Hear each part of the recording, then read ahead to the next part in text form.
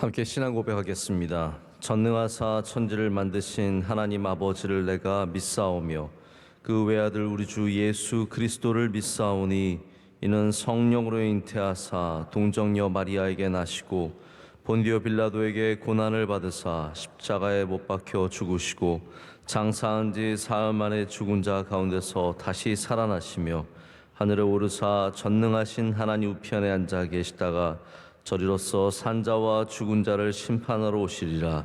성령을 믿사오며 거룩한 공회와 성도가 서로 교통하는 것과 죄를 사하여 주시는 것과 몸이 다시 사는 것과 영원히 사는 것을 믿사옵나이다. 아멘. 찬송가 285장 함께 찬송하시겠습니다.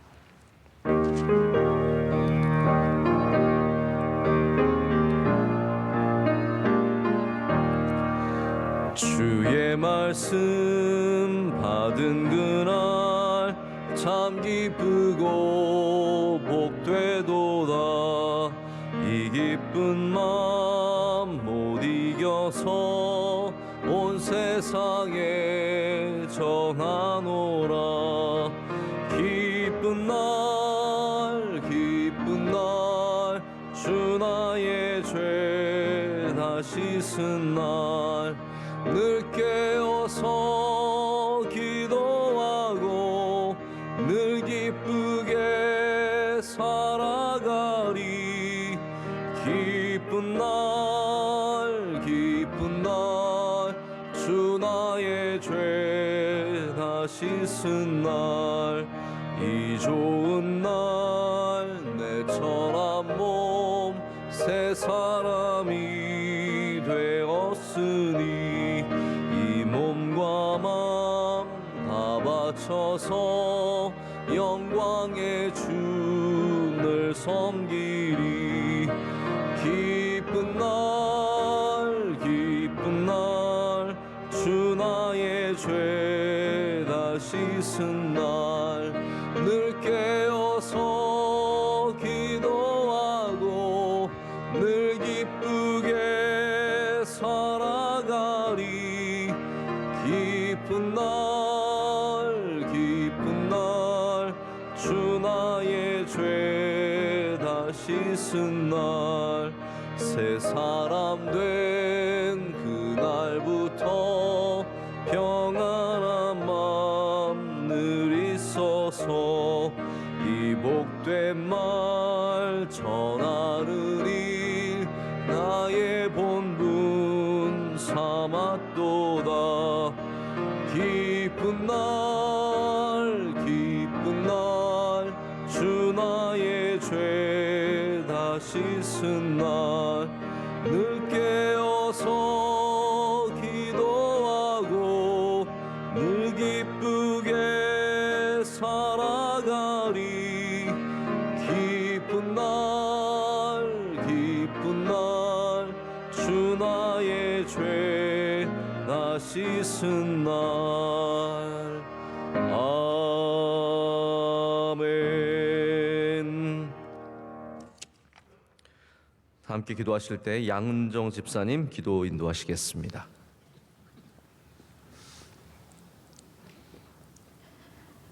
할렐루야. 사랑의 하나님 아버지, 이 시간 주님 앞으로 불러주시고 진리의 말씀에 귀 기울이게 하심을 감사드립니다.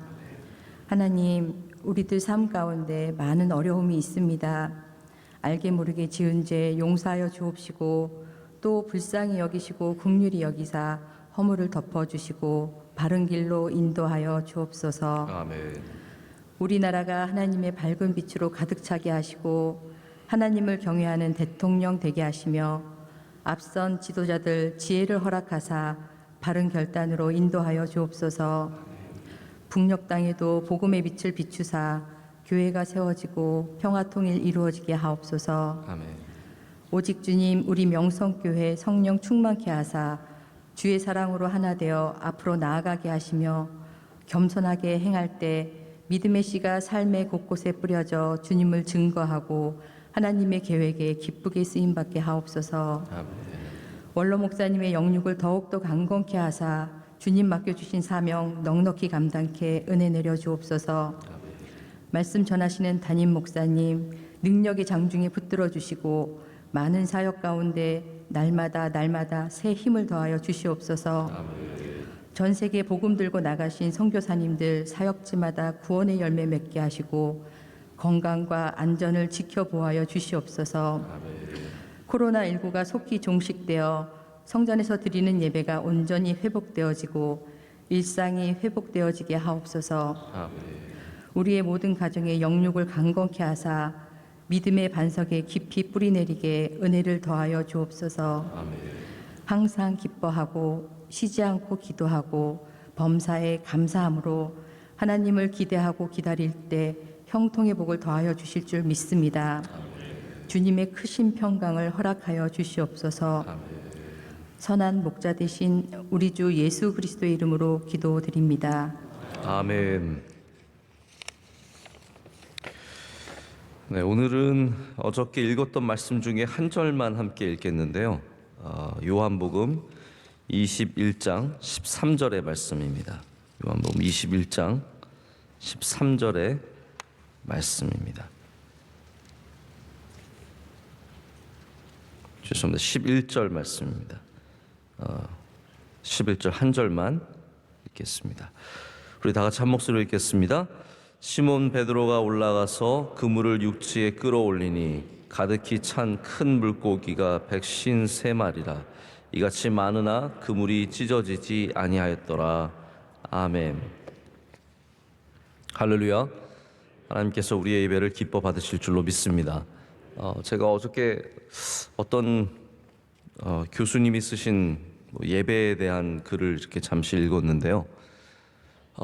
한마디로 말하자면 온라인 예배가 좋다. 온라인 예배도 온전하니까 이 바뀌어진 세대, 바뀌어진 시대에 잘 맞춰서 가야 된다. 이제 그런 결론이었던 것 같아요. 근데 제가 그 글을 읽으면서 좀 답답한 마음이 들더라고요. 저도 신학을 했고 굉장히 신학적으로 사유하는 걸 좋아하는데 이분이 목회를 안 해보신 분이구나라는 그런 생각이 드는 게 저는 모이는 예배랑 온라인 예배는 본질적으로는 같지만 너무 큰 차이가 있다고 생각을 합니다. 우리의 마음이나 생각이나 와서 경험하는 것들이나 너무 큰 차이가 있기 때문에 아무리 온라인 예배가 온전하고 완벽하고 완전할지라도 물론 또 여기에 있는 예배가 불완전하고 개개인으로서는 또 다 온전한 예배를 드릴 수 없는 경우도 많이 있겠지만 우리가 모이는 것을 절대로 포기해서는 안 되고요. 할렐루야.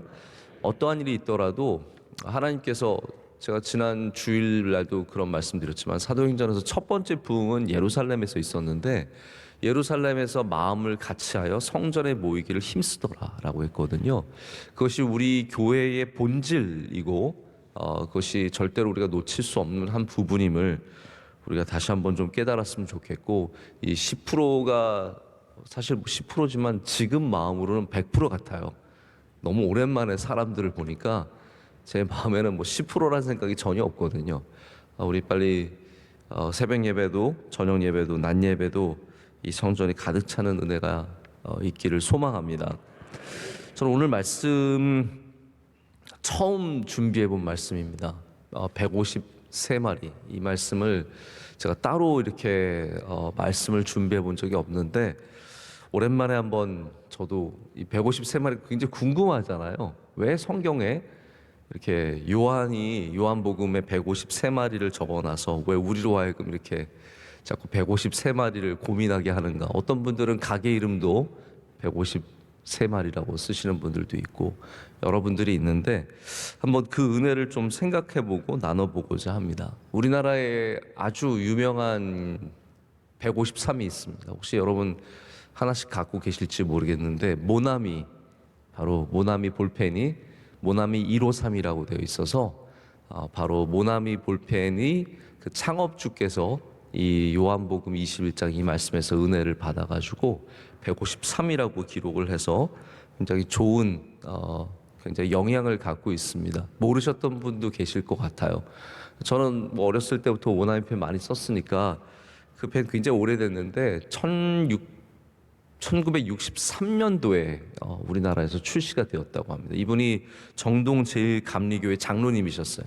근데 이제 우리나라에서 열린 경복궁에서 열린 이런 어떤 문구 박람회에 갔다가 이 해외에서 가져온 이 볼펜을 보고 그 당시만 해도 연필을 깎아서 쓰거나 뭐 저희들도 사실 연필 깎아서 늘 썼죠. 아니면 이렇게 만년필 찍어서 쓰는 만년필 정도가 다였는데 볼펜을 보고 놀랐다는 거예요. 그래서 이분이 어쨌든 유성 그 볼펜의 그 재료를 연구를 하고 얻고 뭐 그래서 많은 시행착오를 한 다음에 63년에 이제 그걸 만들어 가지고 발표를 했대요. 저도 써보면은 좋은데 이제 그 전문 용어로 이제 똥이라 그러는데 혹시 아세요? 네, 볼펜에 이렇게 똥이 나오면 늘 옆에 휴지에다가 다시 이제 닦고 이렇게 써서 약간은 살짝 부족하죠. 다른 나라 제품에 비해서 부족하지만 그래도 우리나라에 아주 예쁜 모나미 펜이 있다는 것이 얼마나 자랑스러운지 모릅니다. 이분이 내가 걸어온 외길 50년에서 왜 153이라고 썼는지 이유를 썼어요. 우리나라 사람들이 구자를 좋아한다면서 합치면 9가 되는 게 화투에 뭐가 있나 봐요. 그래서 그것도 좋아서 153 해가지고 9를 만들었다고 그것도 있는데 사실 진짜 이유는 이거죠. 요한복음 21장의 말씀에서 이렇게 넘치는 은혜를 경험한 것을 가지고 153이라고 썼다고 합니다. 근데 여러분 여기 안에 있는 메시지가 무엇이라고 생각하십니까? 비밀스러운 메시지가 있을 것 같습니까? 제가 그것도 좀 이따 설명을 좀 드리고 그런 시도가 있었던 걸 말씀을 드리는데 진정한 메시지는 이 안에 있듯이 거두되 주님께서 많이 거두게 하시는 것에 있습니다. 주님의 말씀을 따르는 자들이 열매를 맺되 많이 맺게 하시는 것에 있고 거두되 많이 걷게 하는 것에 있습니다. 근데 거기에 짝으로 오는 게 있어요. 그것도 굉장히 중요합니다. 그건 뭐냐면 그물이 찢어지지 아니하였다라는 겁니다. 많이 거두는 것만 중요한 것이 아니라 그 거두는 그물이 찢어지지 않는 것을 보여줍니다. 아마 어쩌면 앞으로 베드로가 걸어갈 그 길을 보여주는 것이 아닌가. 베드로는 앞으로 주의 복음을 들고 또 여러 곳에서 특별히 예루살렘에서 말씀을 전하면서 3,000명이 한꺼번에 주님께 돌아와 회개를 하고 세례를 받는 장면들이 나오는 걸 보면서 베드로는 앞으로 많은 주님의 백성들을 거두는 사람을 낚는 어부가 되는데 중요한 것은 그가 그 많은 사람들을 거둘 때 그것이 찢어지지 않았다라는 겁니다. 자, 어저께 요한복음에 일관된 메시지가 몇 가지 있는데 그 중에 하나가 예수님께서 우리에게 오셨다. 그것이 바로 요한복음의 메시지라고 말씀을 드렸습니다. 교회가 일관적인 메시지를 전하는 것이 상당히 중요합니다. 그래서 교회는 반드시 복음을 전해야지 일관적인 교회가 될 수 있습니다. 우리의 생각은 늘 바뀝니다. 여러분, 제가 아이들 키우면서 가끔 이제 이 아이들 그 교육에 대해서 관심이 있어서 책을 사 보면요, 맨날 달라집니다. 맨날 달라집니다.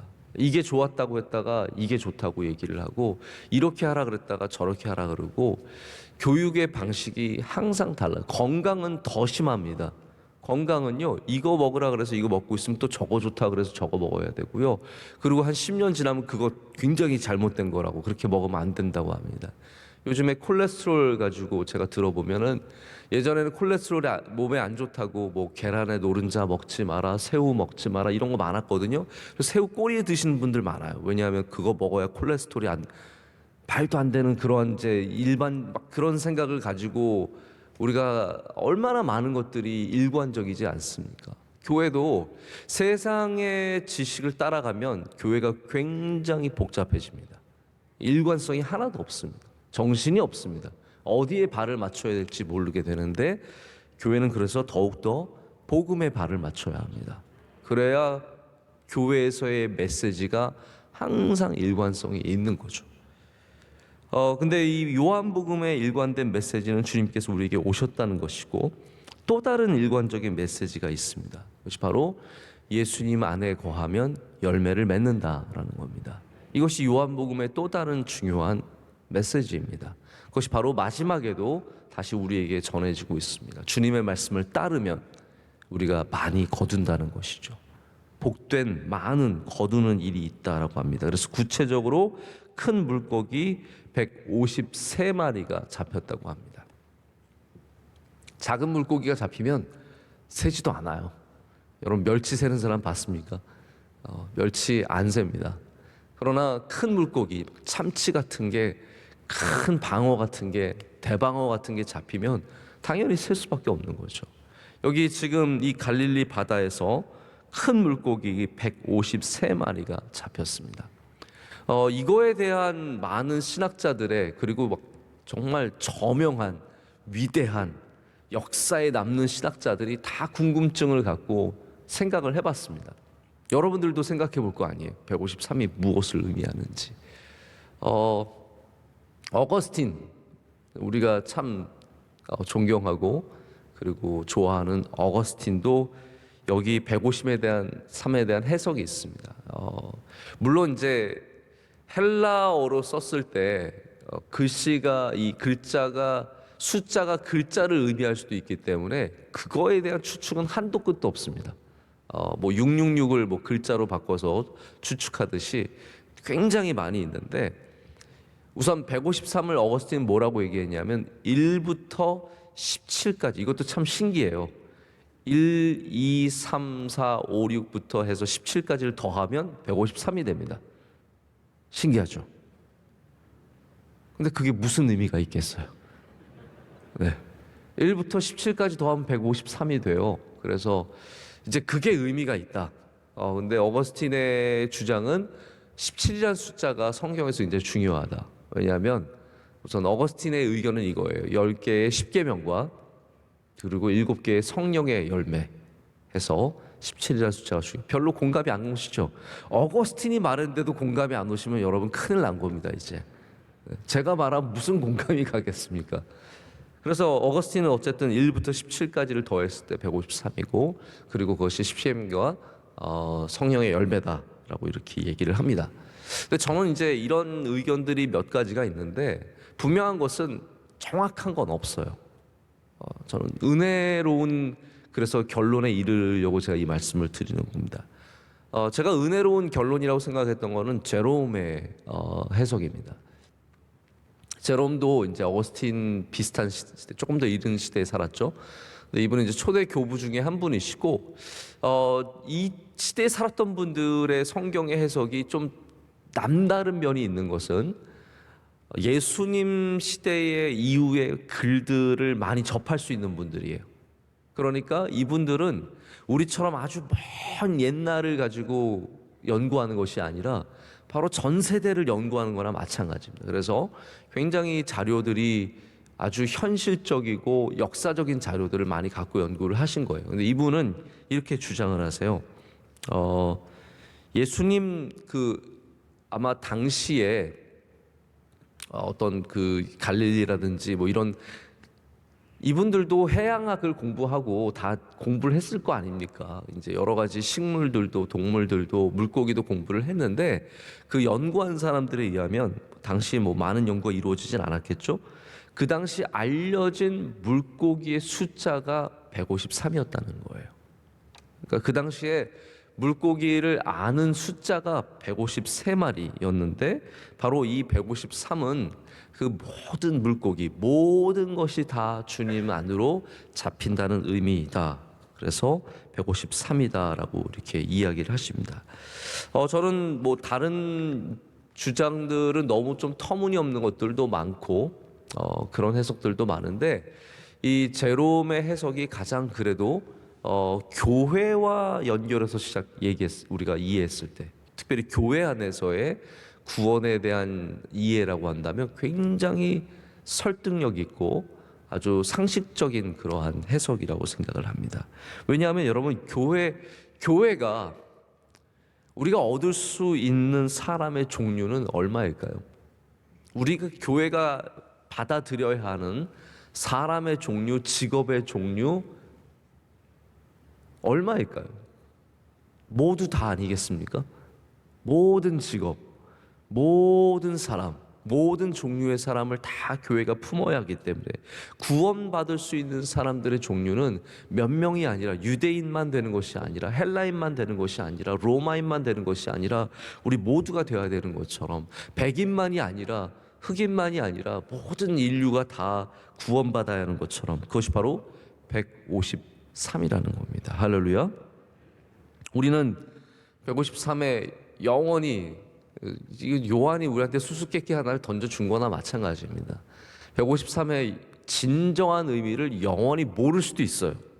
근데 뭐 하늘나라 가면 다 알게 되지 않겠습니까? 우리 궁금한 거는, 정말 궁금한 거는 하나님께 가면은 다 물어볼 수 있고, 그래서 저는 걱정은 하지 않습니다. 이거를 우리가 정확하게 모른다는 거에 대해서 걱정은 하지 않습니다. 하지만 저는 이 153이 갖고 있는 온전함, 이 153이 주는 이 모두의 의미를 참 은혜롭게 받을 수밖에 없습니다. 중요한 것은 153마리가 이 153마리가 많았다는 것이고, 더 나아가서는 그물이 찢어지지 않았다는 겁니다. 여러분, 여기서 우리는 또한 어떤 은혜가 필요한 것을 보게 돼요. 많음의 은혜만 필요합니까? 여러분의 인생에 나는 많이만 주세요, 많이만 주면 좋습니다. 여러분, 그 은혜만 필요한 게 절대로 아닙니다. 찢어지지 않는 은혜가 필요합니다. 할렐루야. 우리가 많음에 하나님 많이만 주시면 저는 됩니다. 아닙니다. 찢어지지 말아야 합니다. 많이 먹으면 행복합니까? 소화시킬 능력이 있어야 행복한 겁니다. 많이 먹고 배에 불러가지고 힘들어가지고 헉헉거리는 분들 얼마나 많습니까? 많이 먹었는데 그것을 소화시킬 수 없으면 그거는 은혜가 아니라 저주, 고생을 하면서 소화제 먹고 소화시키느라 힘쓰고 얼마나 고생이 많은지 모릅니다. 제가 아끼는 백이 하나 있습니다. 제가 여행을 갔다가 어느 매장에서 이게 참 괜찮다 싶어가지고 아주 가벼운 백인데 물건을 이렇게 네모네요, 정말. 그리고 위에도 뻥 뚫려 있는데 이렇게 토트백 같은 거라 그러죠. 이렇게 쇼핑백 같은 건데 스포츠용이라서 막 넣어도 안 찢어져요. 그리고 가벼워가지고 어디 해외에 나갈 때 이거 하나 들고 가면은 올 때 굉장히 편합니다. 막 넣어가지고 이렇게 들고 오면 되니까 굉장히 편합니다. 뭐 찢어지지도 않아요. 무거운 걸 넣어도 물을 넣고 뭐 무거운 거 넣어서 가지고 다녀도 찢어지지 않고, 과일을 넣어도 찢어지지 않고. 근데 잃어버렸어요. 그래서 너무 속상. 그거를 제가 틈만 나면 어디다 놓는, 집을, 온 집을 뒤져도 없고 사무실에 뒤져도 없고 가방을 다 열어봐도 없고, 정말 그것만 생각하면 눈물이 나는 거예요, 진짜로. 정말로요. 그래서 똑같은 거를 사려고 그 회사를 다 알아봐도 그게 없어요. 그게 안 나와요. 나중에 제가 광고 이렇게 한번 붙일 테니까 여러분 혹시 아시는 분 있으시면. 너무너무 속상해요. 제가 그 백을 사랑하는 이유는 가벼운데 찢어지지 않아요. 이게 무거운 걸 넣어도 전혀 가방이 거뜬히 다 드는 거예요. 여러분들도 찢어본 경험이 있을 거예요. 비닐봉지 뻥 터지면요, 과일, 사과 막 쪼르르 굴러가가지고 온 사방으로 굴러가. 그거 다 주워 또 모으는 게 얼마나 힘듭니까? 여러분, 또 젖은 거 종이백에 넣었다 터진 적 있으시죠?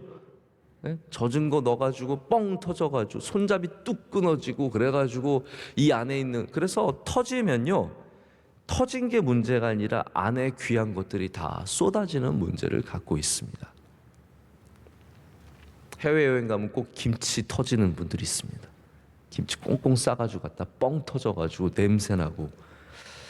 여러분, 우리가 어느 정도 사람이 모여야 교회가 찢어지지 않을 수 있을까요?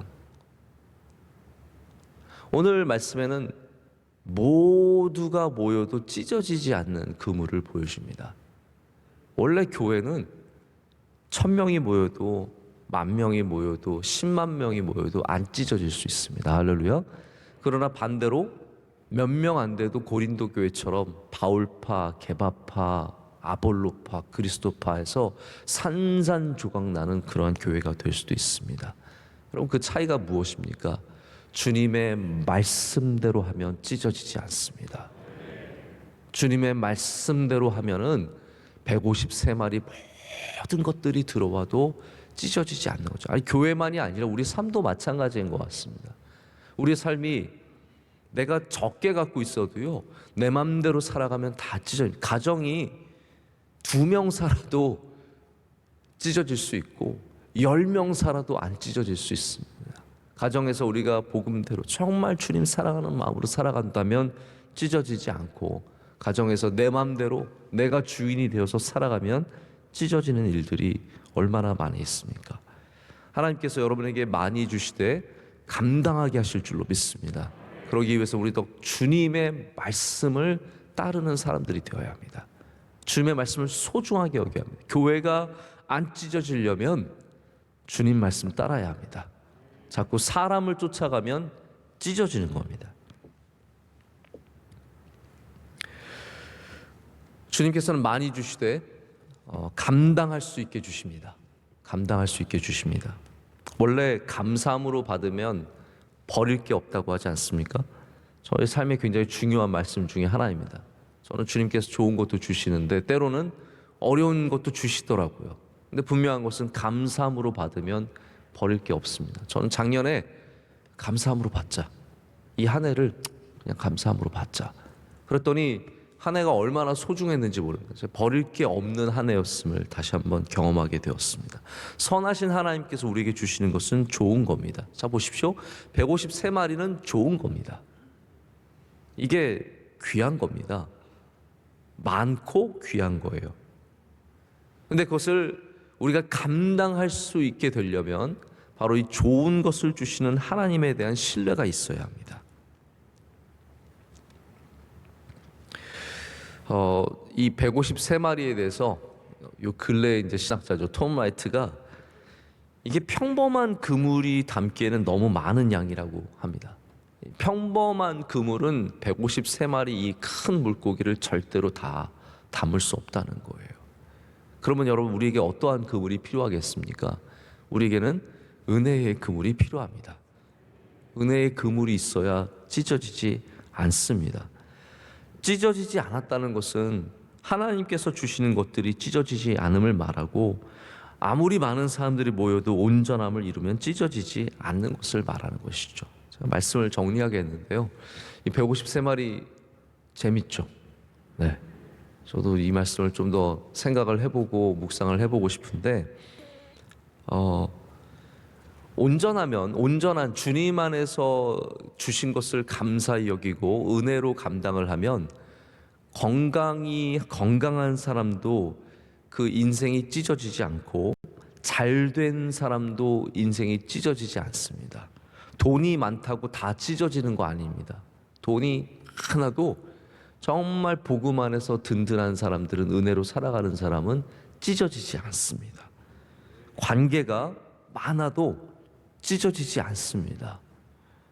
우리가 귀한 자리에서 쓰임을 받으면서도 겸손한 사람, 주님을 따르면서도 겸손한 사람은 이게 찢어지지 않는 거예요. 내가 앞서서 일하지만 뒤에 따라오는 사람, 저도 그런 경우가 있는데, 제가 열심을 내잖아요. 그럼 열심히 안 내는 사람들이 미워요. 이게 그럴 때가 있더라고요. 내가 열심히 일을 하고 있으면 저기 게으름 피우는 사람은 굉장히 안 좋게 보이고 막 그래요. 그러나 주님의 은혜로 일을 하면은 그런 사람들도 귀하게 여길 수 있는 마음이 생기더라고요. 할렐루야. 그러면 우리 교회가 찢어지지 않기 위해서는 그런 마음이 필요합니다. 내가 잘하든 내가 많든 내가 앞서서 일하든 내가 남들보다 100배 더 열심히 일하든 찢어지지 않는 그물이 되기 위해서는 내게 주신 풍성함을 은혜로 자꾸 감싸야 합니다. 은혜로, 기도로, 눈물로 감쌀 때 여러분의 그물이 오늘도 찢어지지 않을 줄로 믿습니다.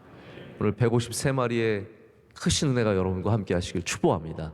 그러나 그보다 더 큰 그물의 은혜를 받으셔서 다 품고 다 여러분의 삶 가운데 누릴 수 있는 그런 축복된 삶이 되시기를 진심으로 축복합니다. 함께 기도하시겠습니다. 하나님 아버지, 감사합니다. 오늘도 우리에게 예배의 은혜를 주셔서 감사합니다. 이곳에 나와 함께 예배하고 또 새벽에 일어나 우리 주님 앞에 예배하는 이 모든 것을 주님께서 기뻐 받아 주시옵소서. 주님, 걸음마다 주의 은혜를 더하여 주시옵소서. 우리 인생을 삐뚤빼뚤 걸어가지 않게 하시고 오직 주의 말씀을 따라 주님의 은혜를 따라 걸어갈 수 있도록 주여 우리를 잡아 주시옵소서. 주의 말씀을 따르기를 원합니다. 우리 주님을 따르고 주님 안에 거할 때마다 열매가 있는 인생이 되게 하여 주시옵고 그로 말미암아 주님께서 영광 받아 주시옵소서. 이 나라 민족을 주여 주의 장중에 굳게 붙잡아 주시옵소서. 하나님, 이 어려움에서 신음하고 고통하고 있는 우리 성도들 불쌍히 여겨 주시고 길을 열어 주시며 버틸 수 있는 힘을 주시고 다시 일어설 수 있도록 주님께서 일으켜 세워 주시옵소서. 하나님, 우리의 선교의 길이 막히지 않도록 더욱더 열심을 내게 하여 주시옵고 우리 사랑하는 선교사님들, 우리 또 한국을 많은 분들이 오가실 때 안전을 지켜주시고 돌아가는 그 발걸음 위에 함께하여 주시오며 가서도 주님께서 안전할 수 있도록 눈동자처럼 지켜보아여 주시옵소서. 우리 유학생들도 안전을 지켜주시옵소서. 군과 경찰로 여러 모양으로 청년들이 나가 있습니다. 하나님께서 함께하여 주시고 오늘도 복된 하루가 될 수 있도록 그들과 함께하여 주시옵소서. 하나님, 우리 교회에 주신 사명을 잊지 않습니다. 우리 사명을 붙잡고 그물이 찢어지지 않는 교회가 되기 위해서 더욱더 주님 앞에 겸손히 주의 말씀을 따르는 교회 되게 하여 주시옵소서. 사랑하는 원로 목사님, 주님께서 늘 그 신원을 강건하게 하여 주시오며 하시는 많은 사역들 위해 주님께서 기름 부어 주시옵소서. 오늘도 성도들 세상으로 나아갈 때 승리할 줄로 믿습니다. 주의 말씀을 따라 나가게 하여 주시옵고 많은 것을 거두는 복된 날이 되게 하여 주시옵소서. 새벽 예배를 섬기는 주의 종들에게 은혜를 더하여 주시옵소서. 이 모든 것을 감사드리며 예수 그리스도의 이름으로 간절히 기도드립니다. 아멘. 하늘에 계신 우리 아버지여, 이름이 거룩히 여김을 받으시오며 나라의 임하옵시며 뜻이 하늘에서 이루어진 것 같이 땅에서도 이루어지이다. 오늘날 우리에게 일용할 양식을 주옵시고 우리가 우리에게 죄 지은 자를 사하여 준 것 같이 우리의 죄를 사하여 주옵시고 우리를 시험에 들게 하지 마옵시고 다만 악에서 구하옵소서. 대개 나라와 권세와 영광이 아버지께 영원히 있사옵나이다. 아멘.